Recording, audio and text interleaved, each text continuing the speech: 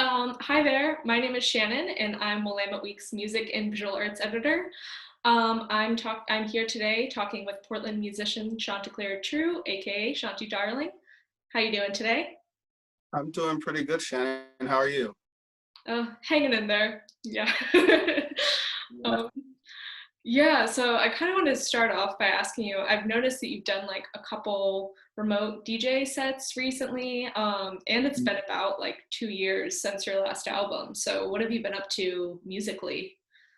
Musically, I've just been in like my process, which I've normally am a person that likes to take their time and make sure that anything that I put out is up to my standards that I would like to listen to it.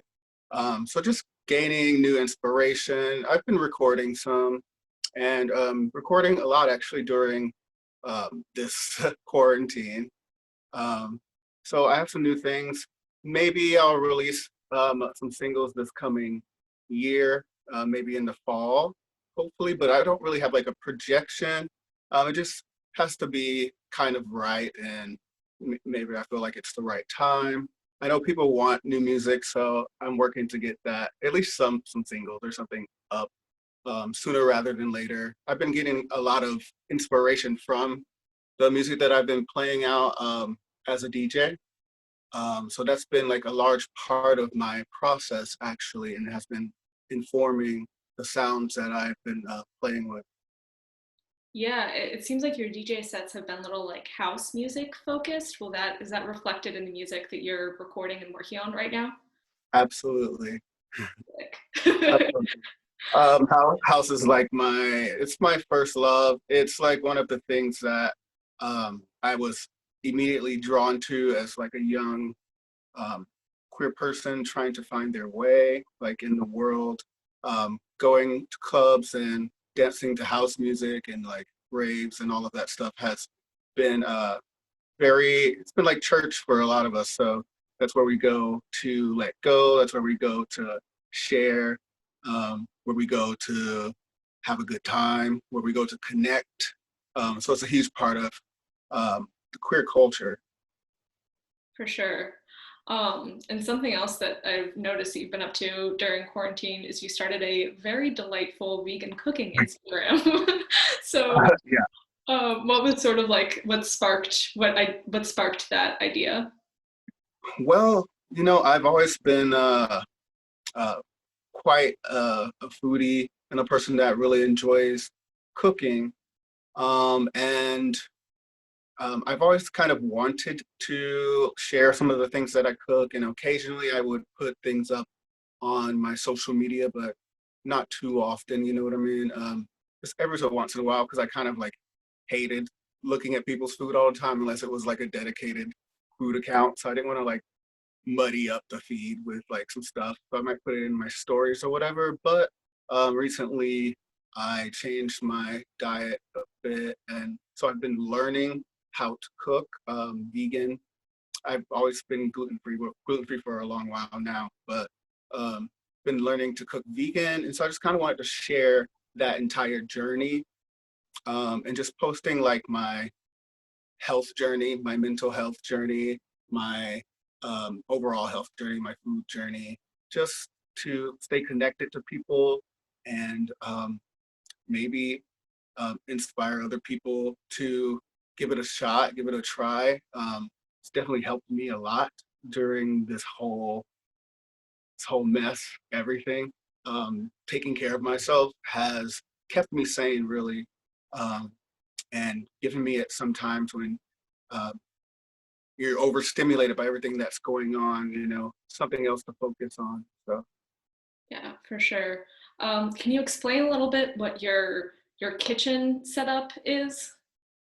my kitchen setup. So I live in like a really small, like cottage in the back of a big house. And so I would take you over there, but it's messy right now. But I just finished cooking for lunch.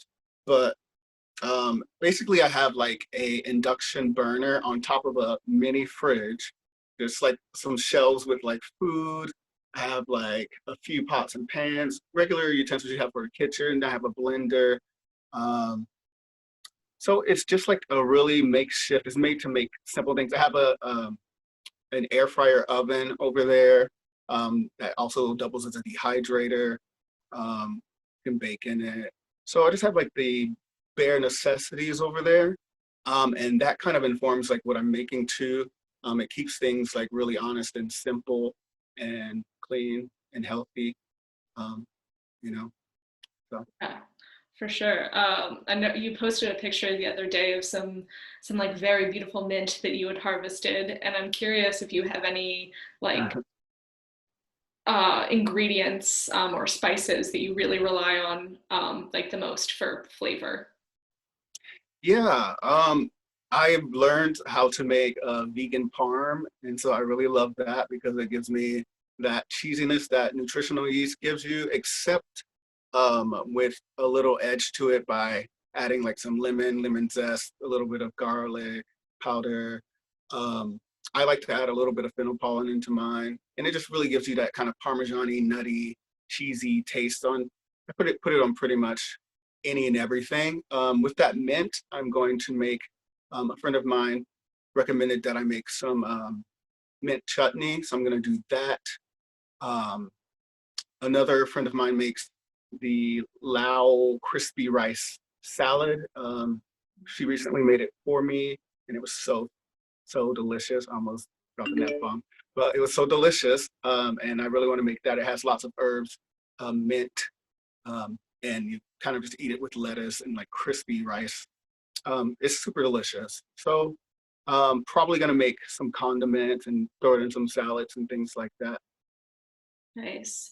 Yeah, fennel pollen. That's a surprising add to vegan farm. That sounds Yeah, cool. yeah, it's really tasty. I worked at Nostrana previously, and they use fennel pollen a lot as an ingredient, so I got kind of inspired um, from that.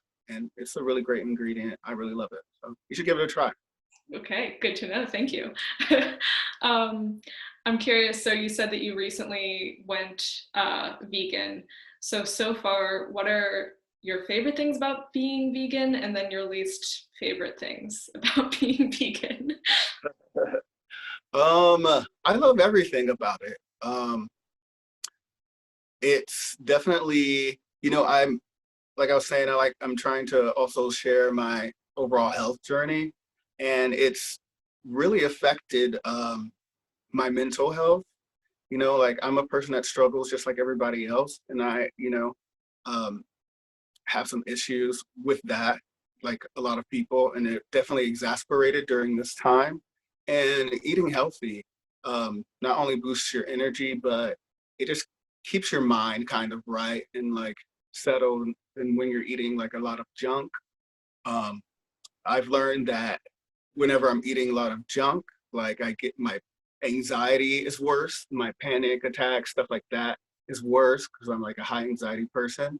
Um, so just like all of that stuff, it helps with all of that, and it just helps with like making good habits. Like when I start my day, like right, like with um, how I have changed my diet. When I start my day off right, it just kind of like it's like a knocking dominoes over.